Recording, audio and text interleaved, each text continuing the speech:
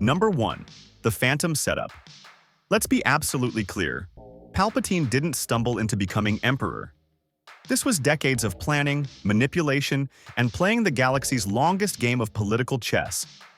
In 32 BBY, as Senator Palpatine of Naboo, he orchestrated the invasion of his own homeworld, playing puppet master to the Trade Federation while simultaneously positioning himself as the galaxy's savior. Talk about multitasking at the highest possible level.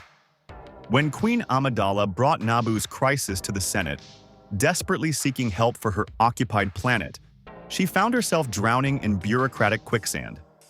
The Trade Federation demanded proof, committees were suggested to investigate the matter, and nothing concrete happened. Sound familiar? Palpatine suggested Amidala call for a vote of no confidence in Chancellor Valorum, weaponizing the Republic's own dysfunction against itself. The Senate, deeply frustrated with Valorum's ineffectiveness and the system's grinding bureaucracy, needed someone who could get things done. Enter Palpatine, riding a massive sympathy vote straight into the Chancellor's office. This wasn't luck or fortunate timing. This was surgical precision executed by a political mastermind. By exploiting the Senate's gridlock, rampant corruption, and the galaxy's frustration with bureaucratic paralysis, he transformed a regional crisis into his personal stepping stone to ultimate power. The Jedi suspected absolutely nothing, blind to the Sith Lord operating in plain sight. The Senate celebrated their new decisive leader, believing they'd finally found someone capable of cutting through red tape. And Palpatine? He'd just completed Phase 1 of a master plan decades in the making, setting the foundation for everything that would follow. The invasion served multiple purposes, removing an ineffective chancellor, elevating himself to power, and exposing the Republic's systemic weaknesses he would later exploit relentlessly during the Clone Wars. Every move was calculated, every outcome anticipated. This wasn't politics as usual. This was the Sith Grand Plan in motion. Feeling the dark side of this story? Hit that hype button to show the algorithm you're loving this deep dive into galactic dictatorship. Your support brings more Star Wars breakdowns.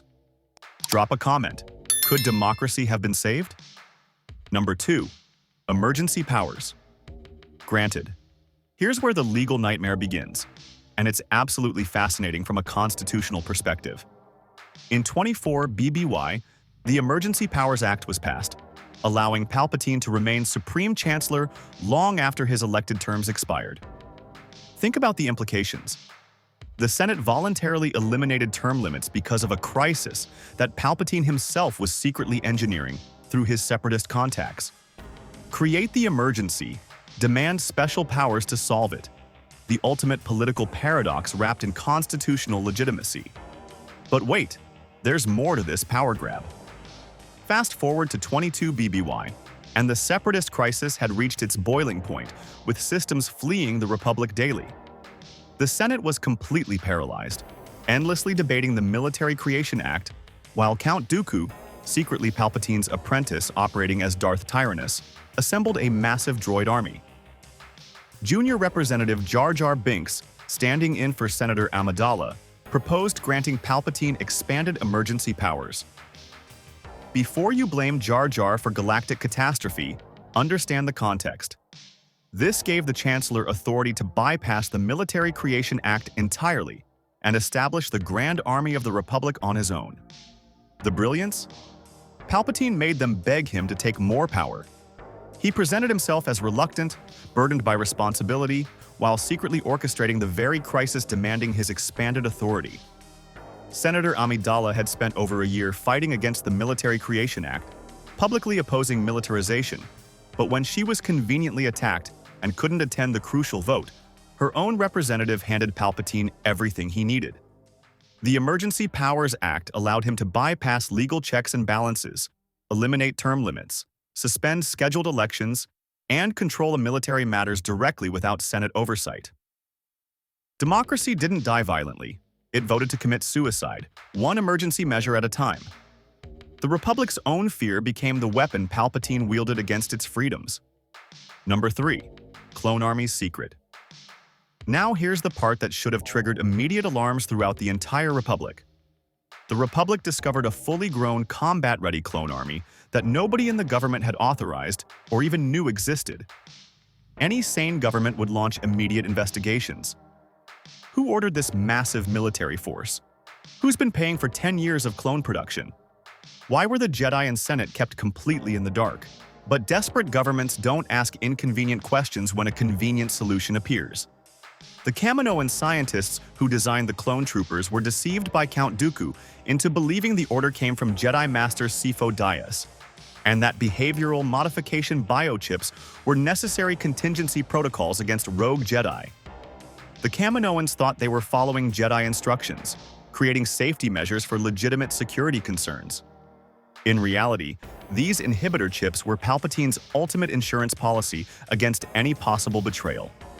The chips were programmed with over 150 contingency orders, covering everything from arresting rogue chancellors to reducing allied worlds to slag if they switched sides, including the big one, Order 66. Think about the level of paranoia and control this required. These organic devices were embedded deep in clone brains from creation, designed to override free will completely and make disobedience virtually impossible once activated. Palpatine trusted absolutely nobody, not even the soldiers who would fight and die for his republic. When Clone Trooper 5s later discovered the truth during the war, stumbling onto the conspiracy through Tup's malfunctioning chip, Palpatine personally ensured he was killed by clone shock troopers before he could properly warn anyone, even briefly revealing his Sith identity to 5s, knowing nobody would believe the delusional clone anyway. The Jedi remained blissfully unaware they commanded an army genetically engineered and programmed to murder them on command. Number 4. War without end. The Clone Wars weren't about achieving victory for either side. They were about transformation, control, and reshaping galactic society. Palpatine controlled both sides of the conflict as Supreme Chancellor and as Darth Sidious, secretly leading the Separatists. This unprecedented dual control let him dial pressure up or down on the Republic whenever strategically necessary, always keeping the galaxy desperate enough to accept his steadily expanding authority while never quite desperate enough to question his methods. Every battle served multiple purposes beyond simple military objectives. The war forced the Jedi, peacekeepers for over 1,000 years who'd barely fought a major conflict in that time, to become generals commanding armies, compromising their core principles while stretched dangerously thin across countless systems. Meanwhile, Palpatine clouded the Jedi's connection to the Force with fear and anguish from the war, preventing them from detecting the Sith Lord operating in their midst. The dark side surrounded everything, making their Force visions unreliable, their warnings indistinct and useless.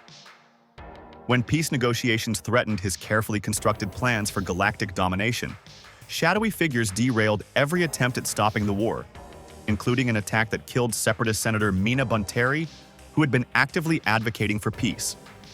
Convenient assassinations, mysterious bombings, perfectly timed crises. Nothing stopped the war machine Palpatine controlled from both ends. Every crisis became another opportunity for power consolidation. Every Senate session brought new executive orders, expanded military authority, fresh constitutional bypasses that accumulated like a legal avalanche.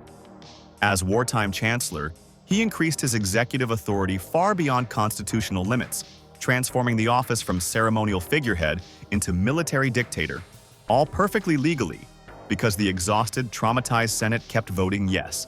They were too tired, too scared, and too desperate for security to recognize they were voting away their own power, piece by piece, session by session. Number 5. Order 66, executed 19 BBY, the year everything changed forever, where 3 years of careful planning reached its devastating climax. After Mace Windu and other Jedi Masters attempted to arrest Palpatine upon discovering his true identity as Darth Sidious. After they'd finally connected all the pieces too late, Palpatine declared the Jedi Order enemies of the Republic for attempting to overthrow the legitimate government. He spun their desperate arrest attempt as treason, as a coup against democracy itself. Then he activated his ultimate weapon, hidden in plain sight for years. Execute Order 66, Palpatine commanded, and across the entire galaxy, behavioral modification biochips activated simultaneously in clone troopers' brains, identifying all Jedi as traitors subject to immediate summary execution. The chips didn't suggest or recommend. They overwrote free will entirely, hijacking the clones' minds with unstoppable compulsion. Clones who had fought loyally alongside their Jedi generals for 3 brutal years suddenly turned and opened fire without hesitation, without mercy.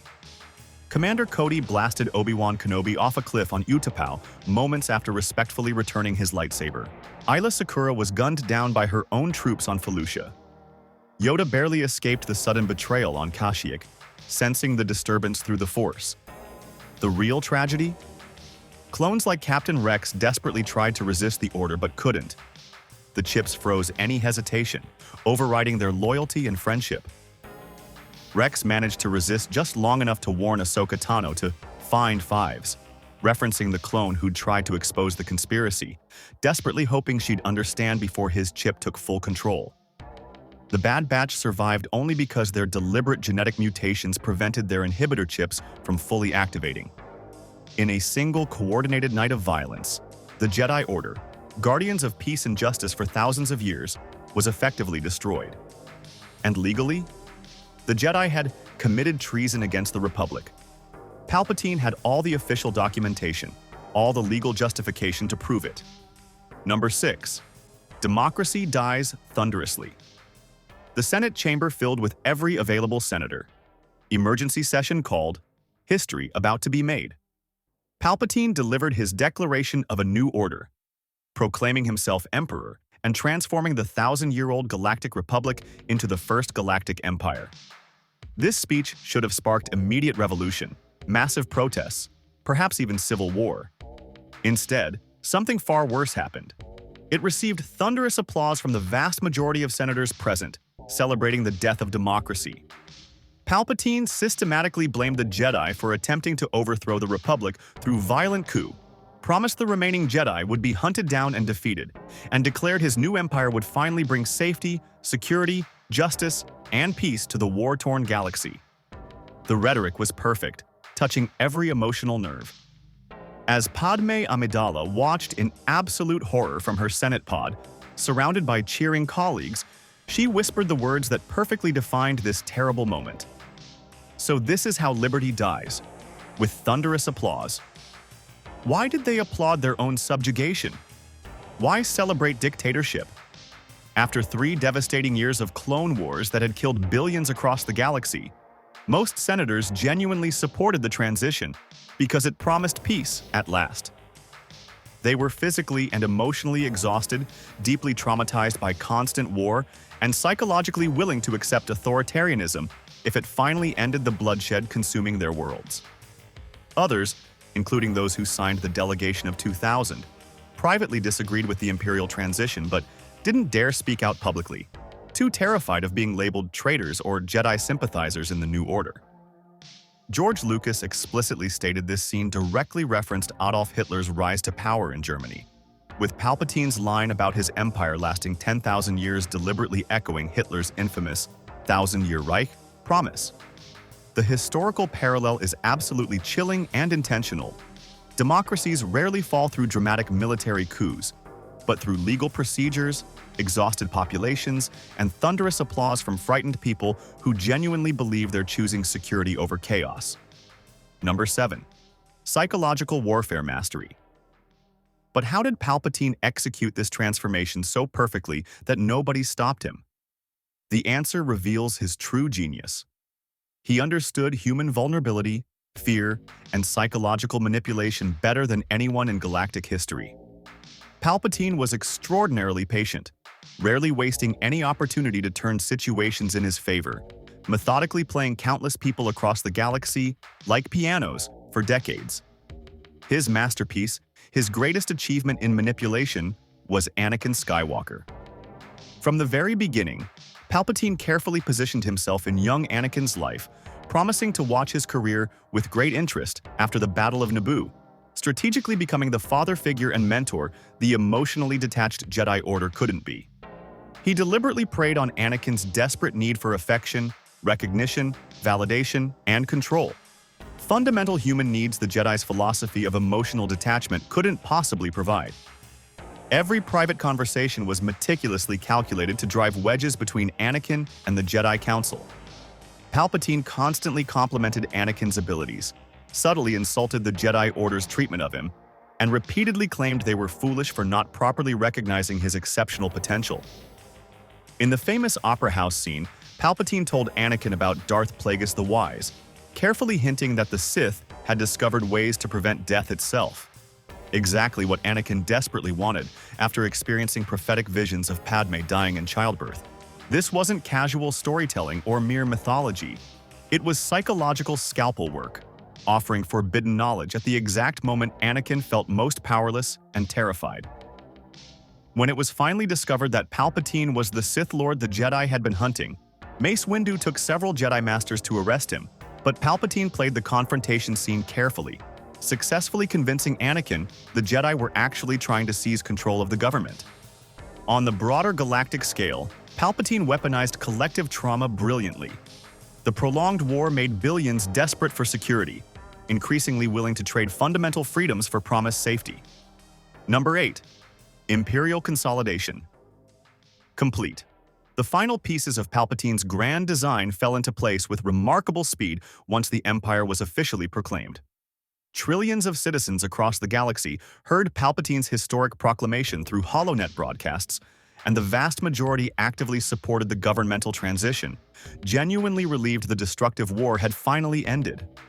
In clone facilities like Tipoca City on Camino, clone troopers attended mandatory general assemblies and enthusiastically cheered as Palpatine announced the Republic's reorganization into the Empire, their inhibitor chips ensuring absolute, unwavering loyalty to the new regime and its emperor. Political power increasingly shifted away from the Senate toward regional governors directly appointed by the emperor himself. The legal framework and facade of democracy remained temporarily intact. Senators still assembled, still debated, still voted on legislation, but real governmental power now resided exclusively with Palpatine and his expanding military machine.